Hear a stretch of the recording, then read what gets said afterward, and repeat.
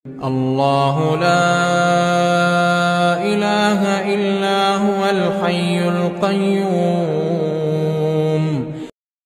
Kembali pertanyaan berikutnya. Assalamualaikum Ustaz. Setelah ana nyunnah, ana baru tahu apa itu riba.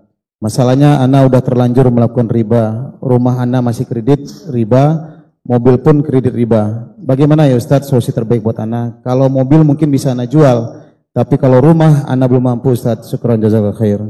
Barakallahu fikum. Naam. Subhanallah jamaah ya. Kita bersyukur kepada Allah karena bangsa kita, negeri kita Indonesia bersama masyarakat yang mayoritasnya muslim sudah banyak yang sadar riba. Sudah banyak. Kita dari dulu itu seakan-akan dibohongin tentang riba. Karena memang nggak ada bank riba itu nggak ada kan? Ada bank riba, nggak ada yang datang orang Islam. Tapi bank berbunga, masya Allah. Riba itu haram, bunga itu harum. Makanya orang kadang-kadang dapat bunga itu tidak merasa riba. Sekarang alhamdulillah. Padahal dari dulu dia tahu kalau itu ada bunganya, tahu dia. Ketika dia akad mobil, akad itu tahu kan ke bank dan ada bunganya, ada penalti, ada macam-macam lah. Ada, dia tahu semua. Tapi dalam bayangan dia itu bukan riba. Sekarang baru sadar ternyata riba. Oleh karena itu menggunakan istilah yang syar'i membantu orang untuk kembali kepada Allah. Seorang pelacur ketika dikatakan pezina, ada nggak harapan kembali? Ada. Ya Allah, saya ini berzina dan zina itu seharusnya dirajam macam-macam.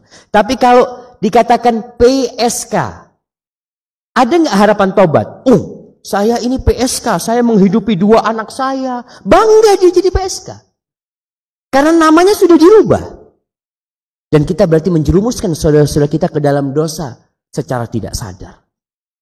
Bagaimana orang yang sudah terjebak dalam riba? Yang pertama bertobat kepada Allah Subhanahu wa taala. Dia menyesali meninggalkannya dan bertekad untuk tidak kembali. Gimana yang belum bisa ditinggalkan umpamanya? Ya dia berusaha untuk menutup semampu dia. Tadi dia mengatakan mobil bisa anda jual, jual yang dia mampu. Rumah nggak mampu, jangan dijual. Kalau dia nggak mampu, Allah mengatakan fattaqullaha mastata'tum. Bertakwalah kepada Allah sesuai kemampuan kalian. Tapi ingat, Allah itu tahu sampai mana batas kemampuanmu. Ada orang yang tidak mau, bukan tidak mampu. Maka kita lihat, aku mampu jual mobil, jual. Aku punya, alhamdulillah saat anak punya aset di mana jual, tutupi sana. Dan jangan takut, ketika engkau meninggalkan riba, biasanya orang yang meninggalkan riba itu hancur. Artinya Allah uji dia tentang kebenaran kembali dia kepada Allah SWT. Ini yang ana lihat, sebagian enggak. Tapi banyak yang setelah meninggalkan riba, usaha dia itu habis. Karena janji Allah, yamhaqullahu riba. Allah itu menghancurkan riba. Jadi engkau hendak dibersihkan. Kalau istilah orang yang memelihara sapi. Anda baru dapat ilmu dari pemelihara sapi, kata dia, anak sapi itu kalau dipisah dari ibuknya, badannya rusak. Kotorannya nggak benar. Kenapa?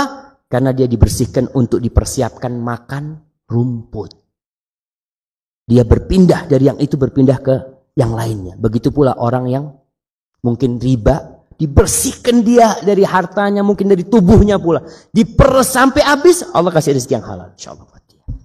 Dan antum harus siap. Kalau antum mati belum menikmati nggak masalah.